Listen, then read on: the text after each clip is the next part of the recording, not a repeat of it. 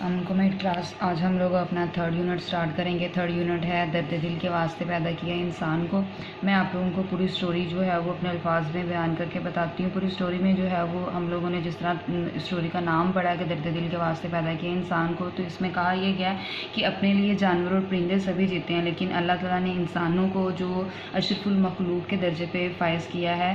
ہمارا اصل مقصد اس دنیا میں آنے کا یہ ہے کہ ہم دوسروں کے کام آئیں, دوسروں کی جس حد تک ہم لوگ مدد کر سکتے ہیں ہم لوگ مدد کریں, اور افراد معاشرہ میں حسن سلوک, سخاوت اور احسار کے جذبہ جو ہے وہ ہم لوگوں میں ہونے چاہیے, اور ایسا معاشرہ جس میں ہر انسان دوسروں کی ضروریات کا خیال رکھے.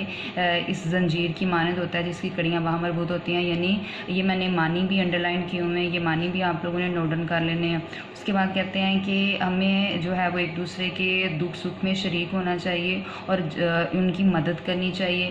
اور تاریخ میں بھی مسلمانوں کی تاریخ کو دیکھا جائے تو اس میں بھی ہمیں بے شمار ایسے واقعات ملتے ہیں جس میں ہمدردی, سخاوت, محبت, اخوت, احسار, حسن سلوک, احترام میں انسانیت وغیرہ کی روشن مثالیں بڑی پڑی ہیں. رب العزت نے انسان کی فطرت میں جو محبت اور ہمدردی کا جذبہ رکھا ہے, اور بعض لوگوں میں یہ جذبہ جو ہے وہ دوسروں کی نسبت زیادہ ہے.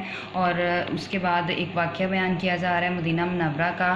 مدینہ منورہ میں خشک سالی کا دورہ تھا, اور اسی دوران ملک شام سے جو ہے وہ گلے کے اونٹ جو 1000 اونٹ جو تھے وہ قطار در قطار آ رہے تھے. ہر ایک جتنے بھی مدینے کے تاجر تھے سب کی خواہش یہ تھی کہ وہ یہ اونٹ خرید کر جو ہے وہ اس کا دگنا منافع حاصل کرے گا.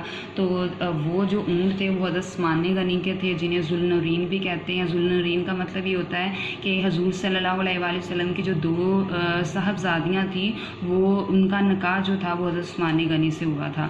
اور جب ان سے تاجروں نے پوچھا کہ ہم یہ اونٹ جو ہیں یہ گلے کے اونٹ خریدنا چاہتے ہیں اور ہم آپ کو اس کا 2 گنا منافع دیں گے, تو حضرت عثمان غنی نے جو ہے وہ اس سے انکار کر دیا, بلکہ کہا کہ مجھے اس سے بھی زیادہ جو ہے وہ منافع دینے کے لیے کوئی تیار ہے. سبھی حیران تھے کہ اس قدر کون منافع دے رہا ہے.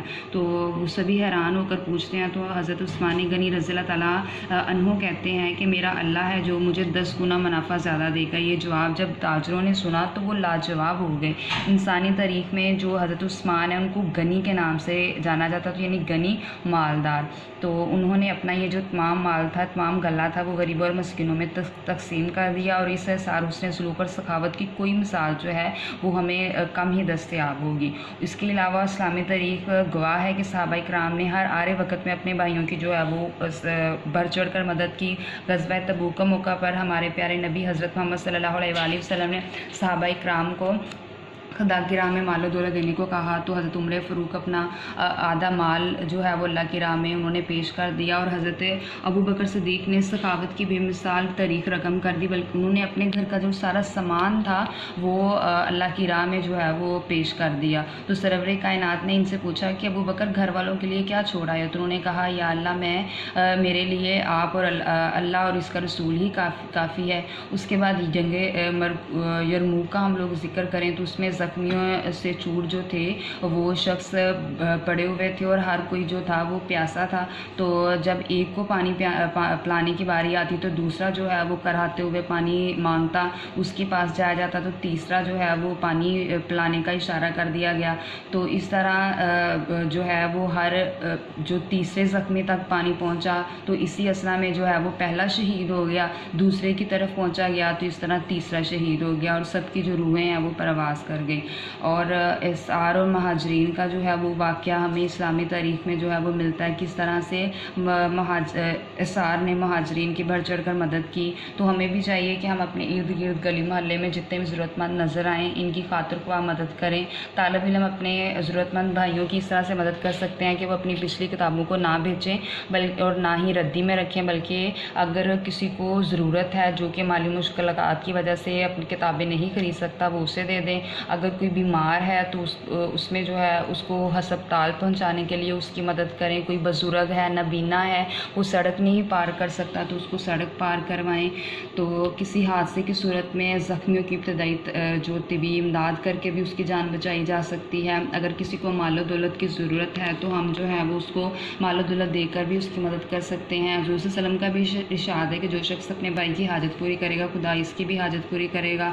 اور دنیا میں ہر انسان کو किसी ना किसी तरीके से दूसरे इंसान की मदद करनी चाहिए। ये दर हकीकत अपनी ही मदद होती है, क्योंकि हर इंसान पर अच्छा और बुरा वक्त आता है। अगर एक इंसान आरे वक्त में दूसरों की मदद करता है तो फिर इस पर भी कोई मुश्किल वक्त आता है तो दूसरा भी इसकी मदद करता है। हम एक दूसरे का ख्याल रखेंगे तो दूसरे भी मुश्किल घड़ी में हमारा ख्याल करेंगे। इससे बाहमी भाईचारे को फ़रोग मिलेगा, यानी फ़रोग मिलना बढ़ना, और माशरा भी तरक्की करेगा। दीन इस्लाम भी हमें यही दर्स देता है कि लोगों में सबसे अच्छा वो है जो लोगों को फ़ायदा पहुंचाता है। हमें चाहिए कि हम अपने हर ज़रूरतमंद की मदद जो है वो रंग, नस्ल, ज़ुबान, मज़हब और इलाके की जो तफरीक है उसके बगैर सिर्फ़ और सिर्फ अल्लाह ताला की खुशनुदगी के लिए करें। ये जो मानी है, ये मानी मैंने अंडरलाइन किए हुए आप लोगों को आ रहे होंगे नज़र। ये मानी आप लोगों ने जो है वो अपनी बुक्स के ऊपर जो है वो अंडरलाइन कर लेने हैं। स्टोरी मैंने पढ़ी है, आप लोगों ने इस पूरी स्टोरी का जो है वो खुलासा कर लेना है। खुलासा आप लोगों का 1.5 से 2.5 पेज पे मुश्तमिल होना चाहिए, और साथ आप लोगों ने ये जो मानी है वो कर लेने हैं। ये पूरी स्टोरी के मानी देख लें। जिन जिन मानियों को मैंने अंडरलाइन किए हुए वो आप लोगों ने मानी याद कर लेने हैं। ये इस पेज पे भी देख लें, और लेसन जो है वो डेली बेसिस का अच्छे से जो तैयार किया करें। ओके, खुदा हाफिज़।